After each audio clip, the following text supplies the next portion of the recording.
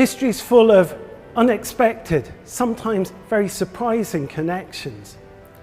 I'm here in Ruthin jail, and actually what we're going to look at today is to see the connection between this type of establishment, the Victorian prison, and our understanding today of ideas of a balanced and healthy diet.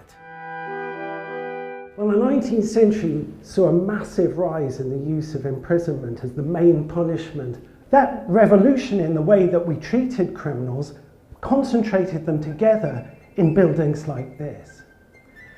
And it was necessary, therefore, to work out how to feed these people.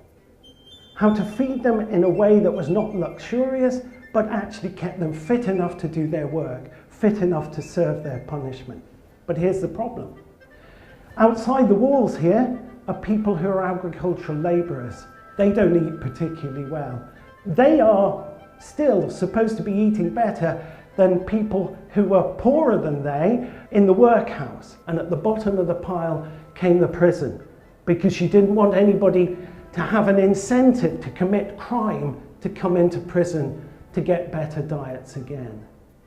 So really, the challenge for the 19th century was to work out a way of understanding what was a basic minimum diet.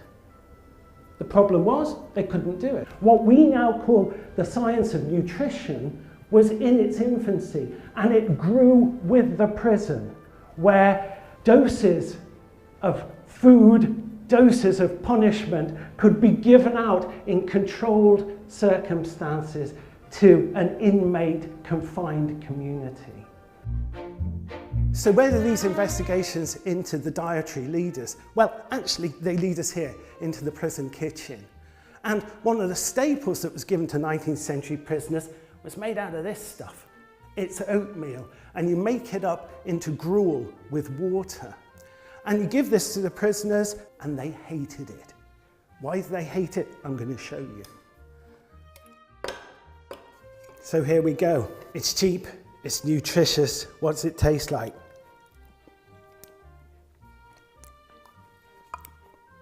Well, I know I've made it properly because my reaction is like the reaction of the prisoners over 100 years ago.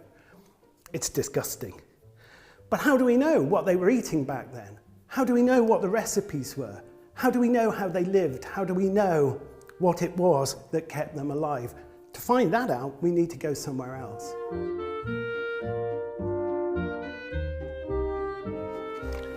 So we're here in the archives. One of the great things about the Victorians is they were great bureaucrats. They kept documents, substantial documents, which give us details of the everyday life of the prisoners in this jail, including what they ate. It's remarkable to think that more than 100 years later, all this stuff is still here in the archives. Oh, and here's some more. What have you brought for me here? Well, Richard, these are copies of Ruthin County Jail dietaries circa 1850. Right. Oh, right. So it is. And there we are. There's the oatmeal gruel. So this is the great thing about the archives. You can come in, you can find out about the history of your family, the history of your house, the history of prisons. By understanding the details of the past, we can explore how it is that we come to live the way that we do today. So if you want to find out about these things, any other things, why don't you come along and explore your archives?